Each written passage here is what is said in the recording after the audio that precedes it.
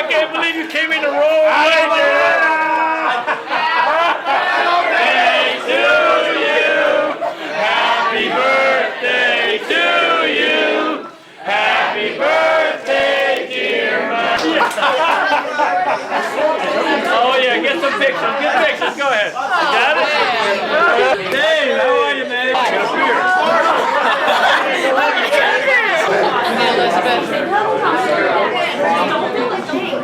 Getting close-ups? Yeah, getting close-ups.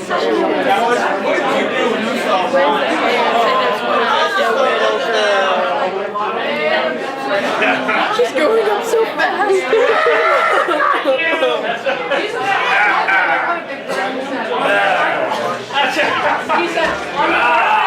Oh, look at the window, Jakey.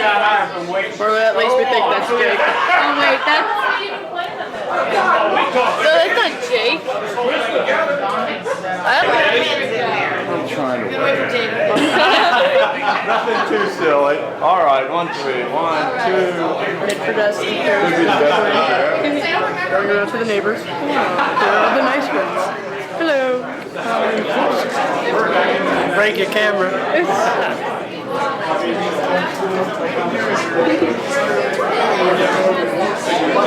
My mom just like doesn't.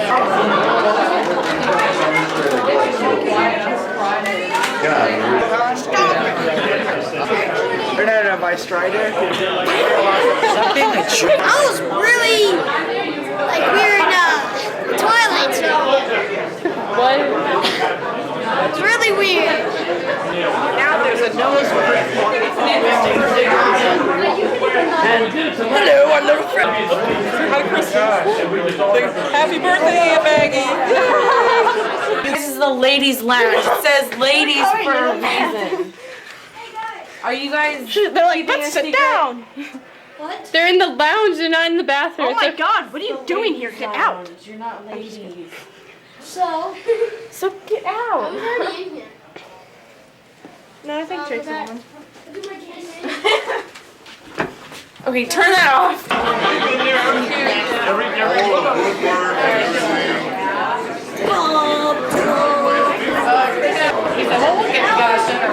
But later.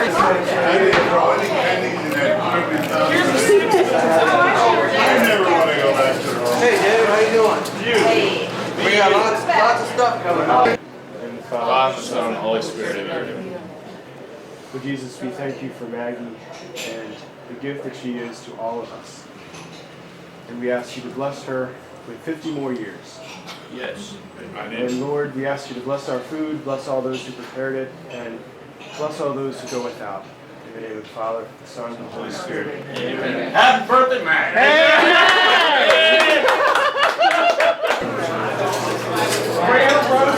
Sandwiches, Meg.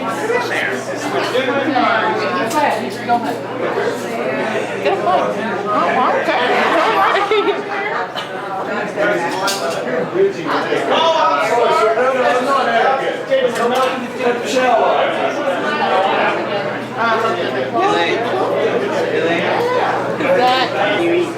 Oh, I'm gonna eat. I've got a temporary in there until they finish it up. And Novocaine and Tylenol for codeine. And I was in the chair at 5 o'clock, man. I was sweating.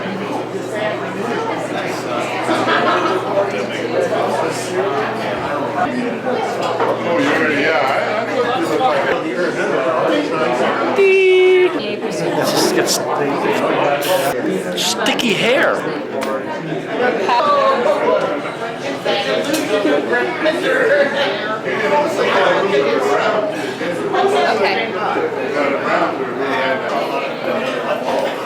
Every so often.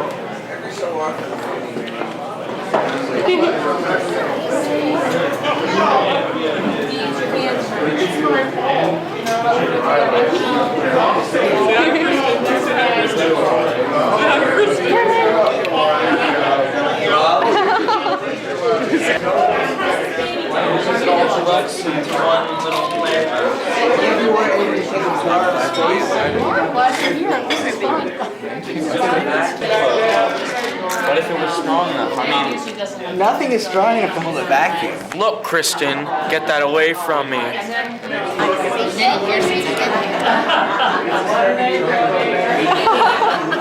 hi. Where do you want these? Pocket.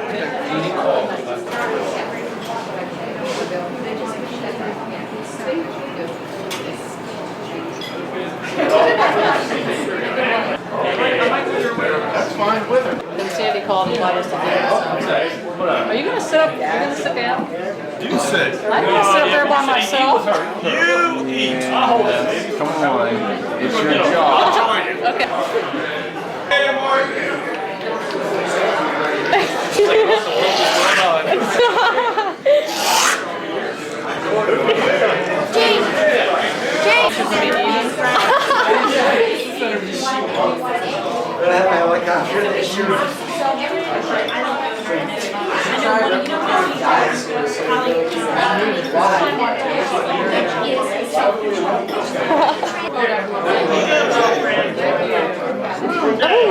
Hi, babies. Look at those babies.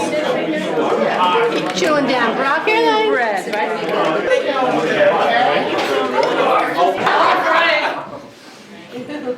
Pat. I don't need No. Can I sit outside? Pat Wells, you need to get in here.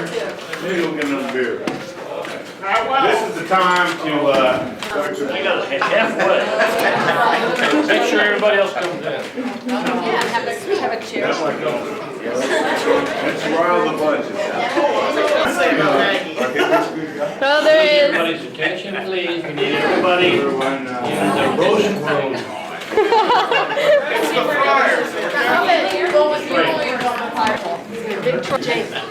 fryers. Yeah, scoot over here a little bit. We get chairs.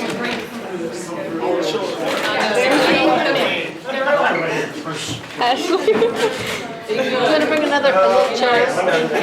Like a little white chair?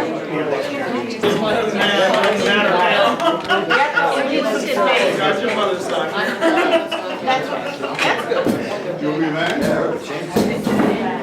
No, we never get up and tell our story. You ready?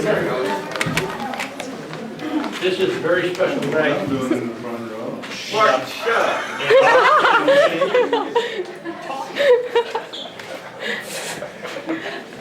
Because Maggie Wells has reached a milestone in her life.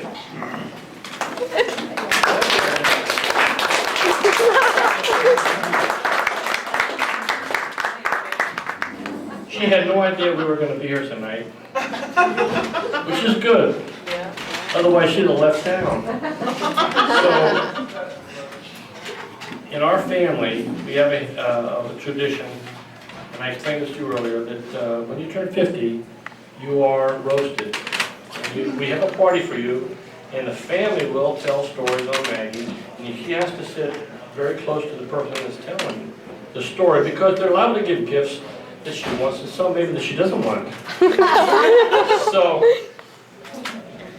David has asked to be the first one to tell the story. So Maggie, this is your night. Now, first of all, we want to say, Maggie, we love you very much. Yes, baby.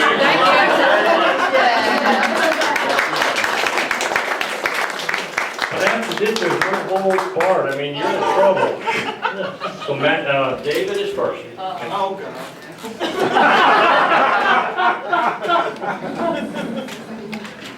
Sorry I'm not as tall as Wells before. Good story. You see, can you get a good Max, I'm done. First of all, I'd like to introduce the Wellses.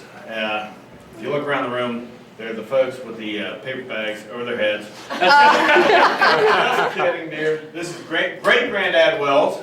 Pat is number 2. Mike over there is first. Nan is number 3. Okay, Ruthie's number 5. And Harry Victor, who's not with us tonight, special needs child, is Number 6. number 6. Number 6, thanks. And Maggie's number 4.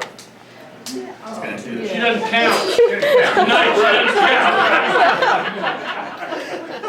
How long is this gonna take? A long time now.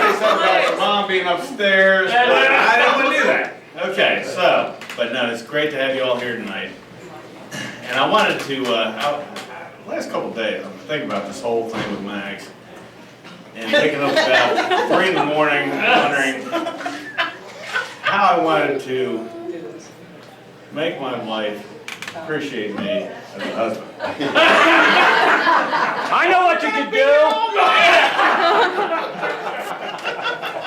When Maggie and I grew up about, and I counted this, I think it's 3.5 blocks apart. I grew up in Rosemary Lane, Maggie's on Poplar Drive. Every day on my way to high school, I would walk by first the Brown girl's house, which probably none of you guys know, then by the Wells girl's house, which hopefully you guys know, and then on to school. So I had a good day. I mean, every morning you go by cute girls here, cute girls there, and boom. One day, I think it was the fall of '78. Now, I'm not good with math, so that's a good thing. Maggie and I reunited. Well, we never united the first time, so we met each other at a party in Oakton. And, well, Ruthie was there. So, was it 78 or 79? Whatever. I met both these young ladies at a party in '79. Jimmy and I were there, and what was funny is Maggie and I, the spring break, the year after, which I think was '78, or '79. Can't wait till his 50th. While I was sleeping tonight, trying to stuff. Met. So Maggie's going to Medical College in Virginia. I was going to Virginia Tech because they felt sorry for me, but that's okay. You know, I understand these things. We met, I guess it was in probably March of '78 or '79. Sometime in there. Thanks, I'm sorry, I'm just not good at numbers. So, Late 70s. here's a woman. First time I met her since I saw her at this party in fall. Now, if you want to talk about an attractive date, here's a woman with a patch on one eye. This big old patch. And if somebody tells Maggie Wells that patch has to stay on for 14 days, guess what?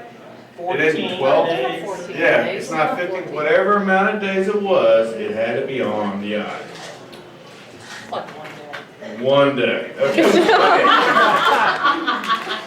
Time goes on. That was our first, I guess kind of our first She date. had the patch on. Oh my God. She looked like a pirate.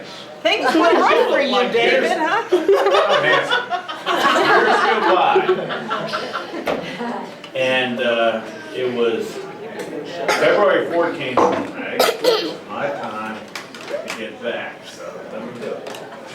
February 14th, 1983. We were freezing our cheeks off outside of Charlie's place in Springfield, Virginia. And I asked Maggie to marry me. And you know what Maggie said? Nothing. Not a word. She sat there, she looked at the ring, I'm in tears. I'm like, Maggie, will you marry me? No, I got more tears out of your mama than I did out of yours. So today, I'm not sure whether we're married or we're just, whatever it may be, but I'll never forget that. Here I am, as a guy, I guess, you propose, and this woman will not answer you. I hear you not signing. We did get married.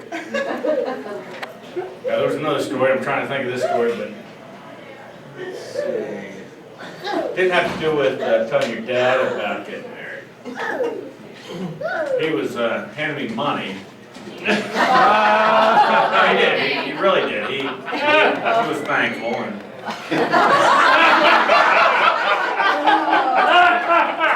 no. Next. No. Next. I will get off here, but Maggie, I love you. And this has been a great time. We've been thinking about this. Sandy Moore, I'd like to have Sandy stand up. Sandy Moore, stand up. Sandy got this together tonight, and it has been beautiful because we needed to roast you. And I hope my brothers, brother-in-law come in and sister-in-law too. Okay. Due respect. Love you, dear. Love you too.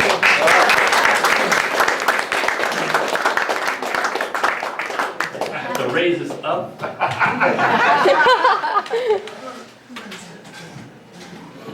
Okay, we have some of Maggie's coworkers that have something to say, and we will definitely lower the mic again. Okay?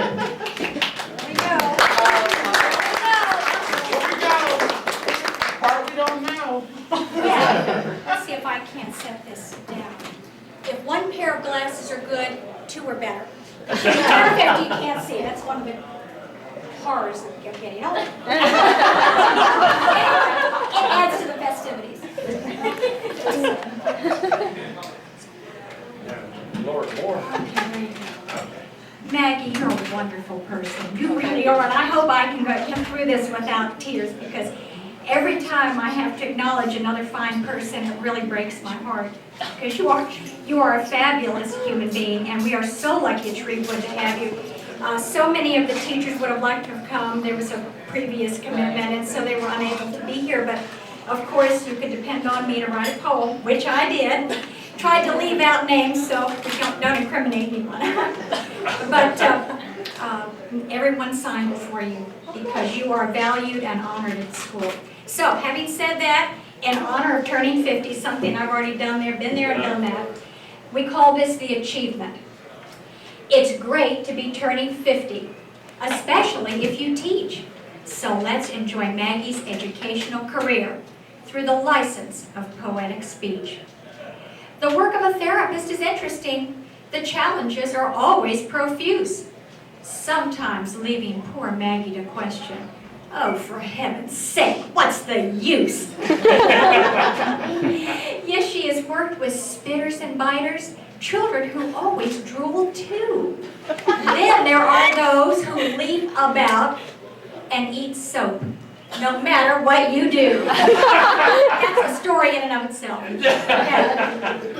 She's taught shoe tying for thousands of years and trained little fingers to pinch.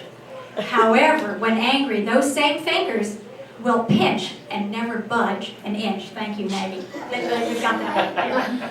She's also bounced many a child and pushed others in her classroom swing. But she's had to stand guard against saliva whiplash, which from many a mouth would fling. That's another story. She can also get down and dirty when a child's treatment is at risk. She'll hop, jump, and leap like a frog during class, but don't let her rupture a disc. That's another story. IEP meetings are also a part of her job, something she could do without. But she'll silently tolerate oppositional views, although in private, you'll hear her shout. Another story. She can and will do battle and will stand her ground if pushed. However, there have been a parent or two who have turned her knees to mush. Another story. Yes.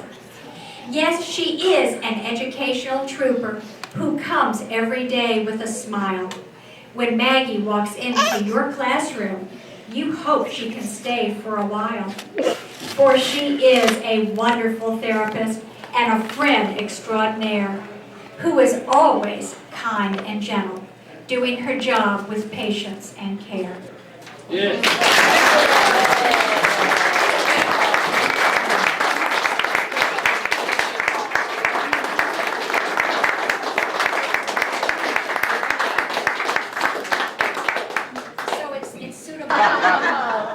Is that true? Is that true? I wouldn't write it if it weren't true.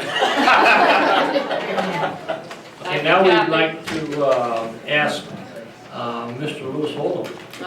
Yes. Come up. Who has known Maggie for many years, and say something. We're going to kind of go chronologically. So he's the youngest? Yes.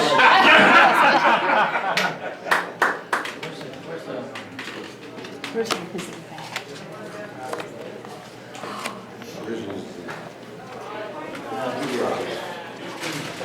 close that door. Close the bar door. Tell them to shut up. Dad.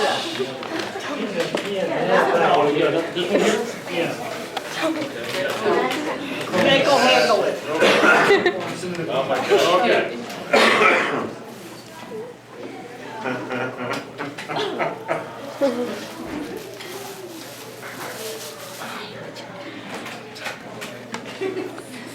Pat, fix the mic, please.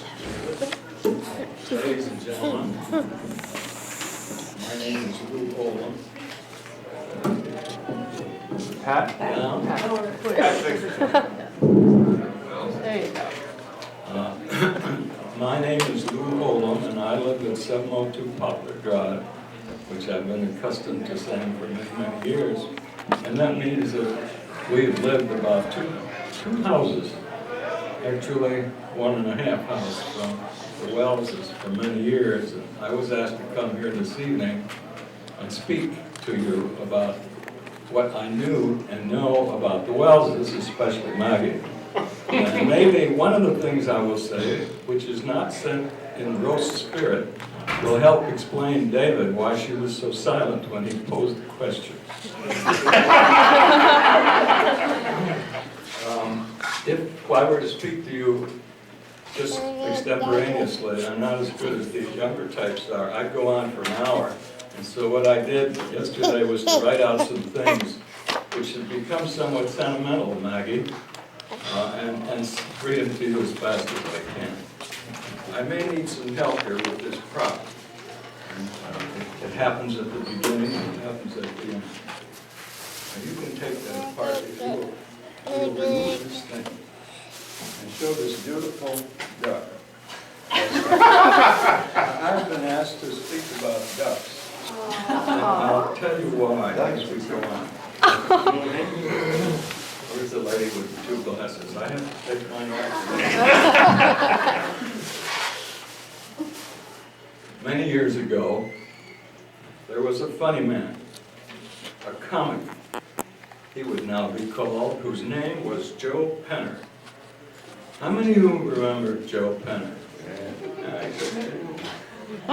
Well, his signature was always something like, I want to buy a duck, or do you want to buy a duck?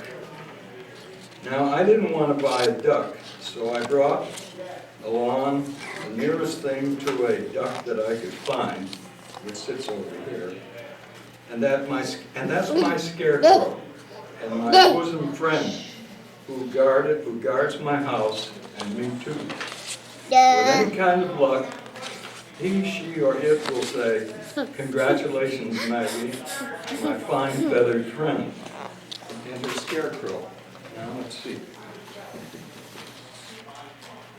Can you say congratulations?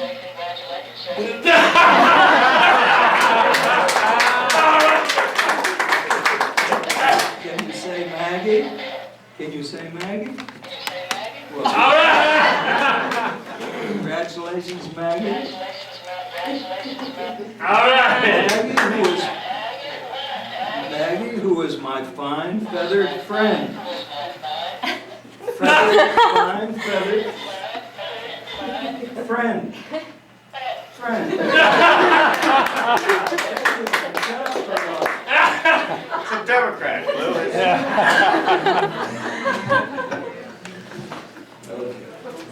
Now let me tell you the story of Poplar Drive on which you live. Let me tell you the story of Poplar Drive's 2 little ducks. Today I will focus on only one of them, who is celebrating her 50th birthday. I am told, but can't really believe. But the other little duck is creeping up in a duck-like manner and will soon arrive at this significant year. My wife, Sue, New Orleans, Jonathan, and I came to Poplar Drive in 1953. We soon found it to be a great street, a wonderful neighborhood blessed with friendly people. And there were lots of kids in the neighborhood, maybe as many as 25 or 30, all growing up at the same time and with their respective manners. children on our side of the street had the run of an enormous green, connecting one backyard with another, because there were no fences between us at that time. We were welcomed aboard almost immediately by the Bowerses, the Speetsons, the Wellses, the Carters, and one other family across the street whose name I can't remember. And it was they who, like the old lady in the shoe, produced all these kids. I must mention the old lady who lived right next door to us on the corner, because she never said a word to us. Harry may remember who she is or who she was, but she didn't say much to anybody else. And I must confess, we referred to her as the old witch, especially on Halloween, when she was noticed flying around with her mop or broom. It was a few years later when we began to notice two tiny children walk by our house every school day morning, very early in the morning. One day when the snow was falling and the temperature had fallen, I had noticed that these two little tykes walking by our house, all bundled up with scarves around their necks, hats and scarves, and of course warm coats. They would walk by sometimes arm in arm when there was snow or ice. Every morning they walked by our house looking straight ahead or looking at their shoes. I don't think they ever looked at our house when they walked by on this daily hijara, which we figured must be, excuse me, a route to some school. One day I saw them coming again and blurted out to my wife, "Here come the little ducks again." It wasn't until later that we recognized them as part of the Wells clan. Or maybe we recognized them earlier, I'm not sure. But we learned that their names were, guess who, Maggie and Ruthie. I don't know whether I thought they walked like a duck. Perhaps trudge is a better word. I sure couldn't hear whether they quacked like a duck, because they appeared not to speak a word to one another. At least not when they passed by our house, and they didn't really look like a duck, but they were duck-looking to me. Sometimes I thought they were two little ducklings. That wouldn't be such an unusual thing on Poplar Drive, because the Picarillos, who are sitting next to me here, had at least one real duck, and maybe two who took over the middle of our street and scared off the traffic by daring to stop it. After all, nobody wanted dead duck in the middle of the street. So they would slow down in order to avoid them. I wish those real ducks were still around today. I'm almost finished. One morning, about our two little ducks, when they walked by, they always appear to be looking at the ground. Maybe they can tell you why, I don't know what to say. The moral of the story, I guess, if there is one, is that whenever I would see either one, I would say, "Here comes the little duck," or "How's the little duck today?" And they would smile in reply, as if to humor me.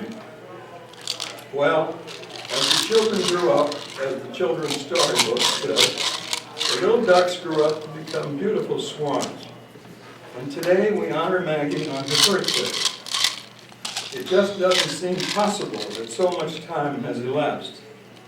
But all I have to do is look at my own mirror. This reminds me of just one little story, and that is when our daughter Nora Lynn was 25, my wife Sue decided we ought to call her. She was in Denver in law school at the time. And she called her and said, "Hello, Nora Lynn, congratulations. You're getting old, kid." And Nora Lynn replied by saying, "What does that make you, Mother?"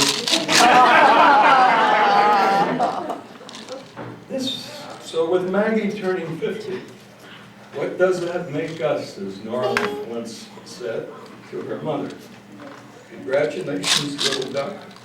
You have grown into a beautiful swan with growing ducklings of your own. And in your honor, I have been asked to present you with a symbol of your early duckling, the vision of you that I've had for so many years. With much love to you, your longtime neighbor, the old woman I have this right here.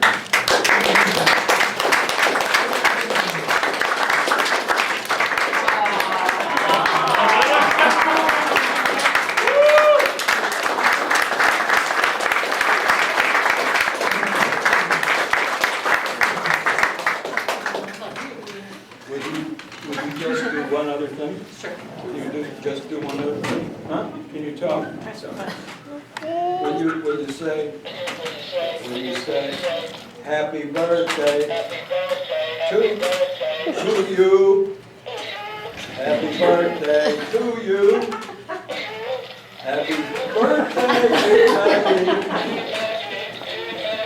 dear Maggie, happy birthday to you, happy birthday.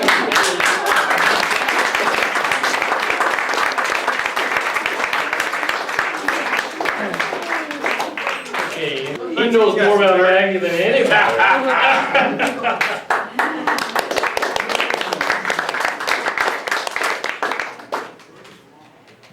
I do know a lot about Maggie. I'm not going to spend all night here telling you all about it. 40 years ago, I counted up the number of children on 700 block of Poplar Drive. I got to 25. I don't know where the 30 came from, but I got to 25.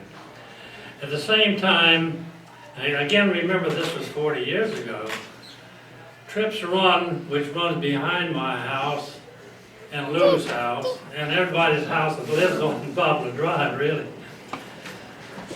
The kids would go out there and play in the stream. And it happened almost every night.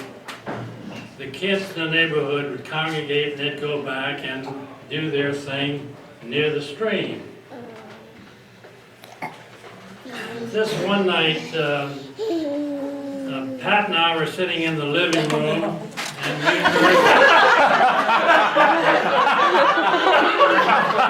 we heard a sound. I mean, it was Maggie coming through. She had on the afterburner. Oh, I know. Either that or she was going to go to the bathroom in a hurry. But anyway, I stood up to really find out what was wrong with Maggie, and this boy came running through. He was wet and dirty, and I looked at him, and he had blood coming down his face, and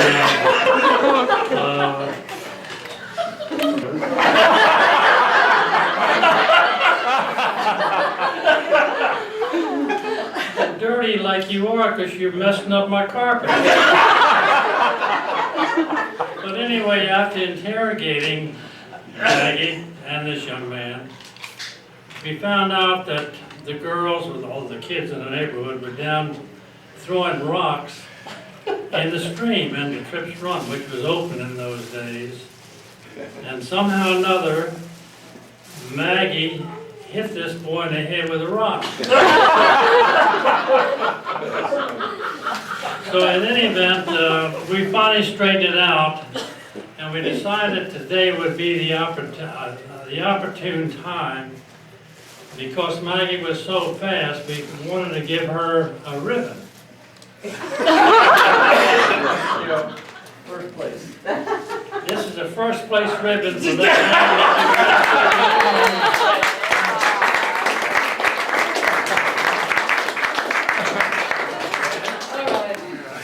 And secondly, we thought that she's going to need some ammunition as the boys start coming around. Damn it, sorry. So in any event, I don't know. we gather together A box of rocks.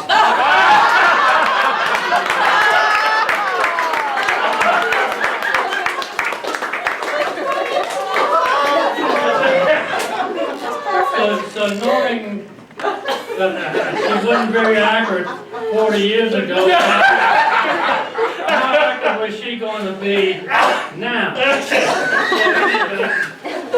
We thought we'd better give her a pair of racing shoes. So we keep her out of trouble. I don't know how fast she's going to be.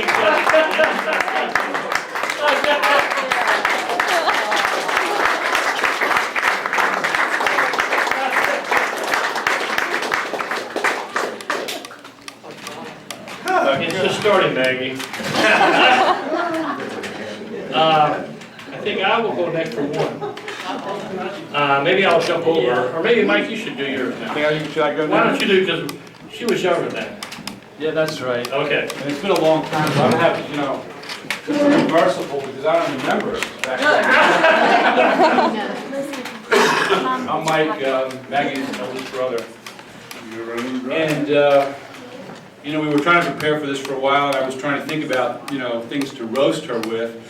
I don't know whether it's because I'm getting older, my memory's gone, or, you know, as you get older, you kind of focus on the things that are really important. And so I didn't come up with too much that's bad, but I do have a few things to say.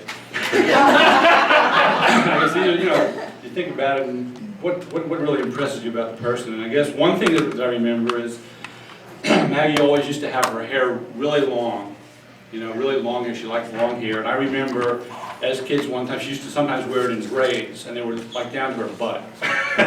And on the porch, I remember one time we got together, we were fooling around with the camera, and we, you know, like kids will do, we must have been like, I don't know, 10 or whatever, and we tied her braids to either side of the porch and took a picture. And we have a picture of Maggie standing there with her braids out like this, you know. So that was one of my memories, or one of my fond memories of Maggie.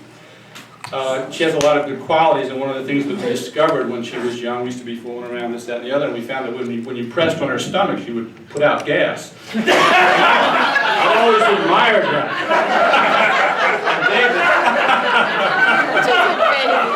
I always wondered if that was one of the qualities that attracted her. So that's you know, that shows you important attributes of your family. Another thing that I really like about Maggie, and I respected her a lot for, I don't know if I've ever told you this, but at one point, and she was named, I think, for an aunt that we have, Aunt Rita. God bless her. Salud, okay? But Aunt Rita was a character. And at one point, Maggie decided she didn't want to be named after Aunt Rita, so she decided to change her name to Maggie. And this was when she was relatively young. I think you were a teenager, right? Yeah. And it stuck. And I said, this is cool, because this is a person who got away with changing her name. So I admire that about you. Another thing that I admire about you is that you went to college, and you came out, and you started working, and you didn't like what you were doing. And you decided to change, and you changed your profession, and you were meticulous about it. I think you did some investigation, and you chose a profession that really helps people. And you, it took an effort for you to do that, and I admire that about you. You were successful. If I tear up a little bit, forgive me. I just have two more things to say, and that is that I really admire your choice of a husband. He paid for that. $50. I really admire your choice of a husband, and I admire your 3 great kids. I think your kids are a tribute to who you are as a person. Amen. So love you, man.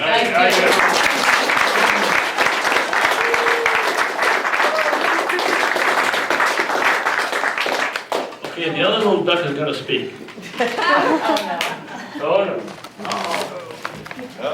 Keep it clean! Why? Okay. Maggie. Growing up with 5 brothers and sisters was quite an experience, and one of my memories was dinner. I used to be amazed at my brothers and sisters and the different antics they would do at the dinner table. And I remember Mike. You know, Mike used to cuss. Whoa, I don't remember that. You know, you don't cuss in the Guinness. Yes, very true. But somehow Mike was able to cuss. And it would amaze me, you know? I would sit at the dinner table, and I would wait to see what was going to happen, and then I would look to see what Mom's reaction was going to be. Pat took great joy in being gross. He used to do things creatively with his food, in his mouth, then show it to us. Very, very quickly, without being caught. And you know, he still loves doing that. And he teaches our children, and now he's teaching the grandchildren, all these gross things to do at the dinner table. And Harry Victor, I'm kind of going down the line, because it was Mike, Pat, Harry. Harry just used to do very unusual things. And we never knew what to expect at the dinner table with Harry. You know, it was just always kind of a surprise from night to night, how he would amuse us. And then Mom was at the end.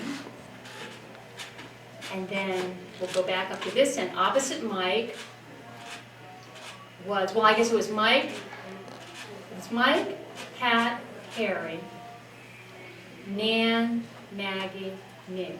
That's how it was. The girls on one side? Mom was at this end and Dad was at this end. So, Nan was just, she was just always such an angel.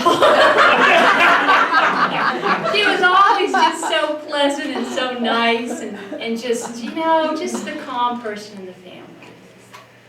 And then there was Maggie. Yes. And Maggie went through a period where it was just very important for her to belch. I mean, she was creative about her belching abilities. Oh my God, Mom. She made it into art. I mean, she would be deep and it would just come up and she would change the shape of her mouth. And she had different volumes. And I would just look at her and then I'd look at Mom and Mom's blue eyes would get really big and she'd go, Margarita! And then I'd look at Dad and Dad would be like, so in honor of that, I'm giving Maggie a bottle of seltzer water.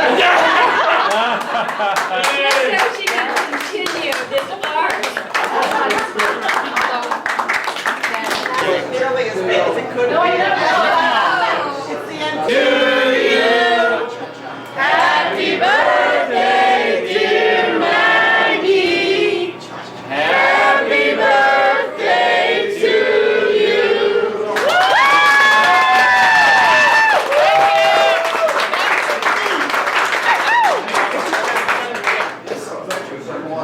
Start cutting up here first? Well, just take the whole cake and leave. Like here. So Mr. Alexander, the cake's gone. And he said, girls, you have to cook them first. So my present for her is Instant.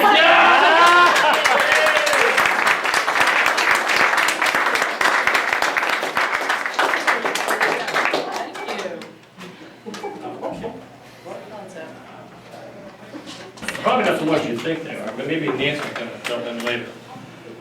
I don't know. But I remember Maggie is 4 years younger than I am, or basically I was a senior in high school when Maggie was a freshman. Yeah, or no, You were a sophomore, I was. no, senior, freshman. Like when I was a freshman in high school, you were a freshman in college. Okay. Anyway, I went to a dance one time at O'Connell. And Maggie was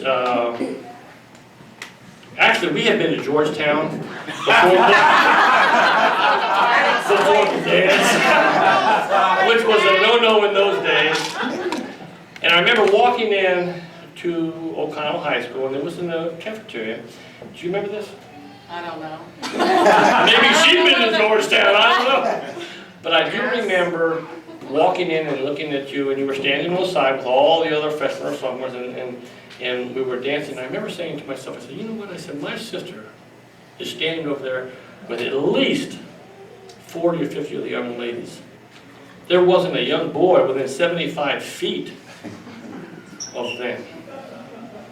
So I said to myself, I'm going to dance with my sister Maggie. Do you remember that? And I went over and pulled out, and grabbed your hand and pulled out and went onto the dance floor and danced with you. Do you remember that at all? Do you remember the song that we played, that was playing when I pulled you out? No. Do you? Smile on. I remember that song. So you have to dance with me. Oh. Yeah. We're going to go up there.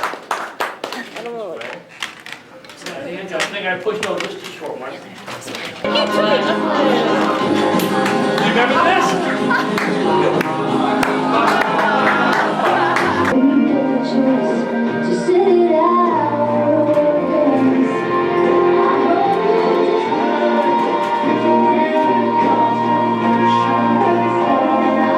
Let's give him a hand after all that you do.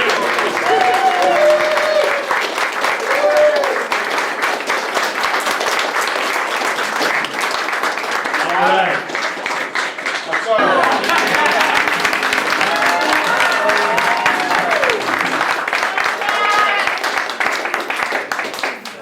And I will say this, Maggie, after all those years, you still haven't learned to dance real well.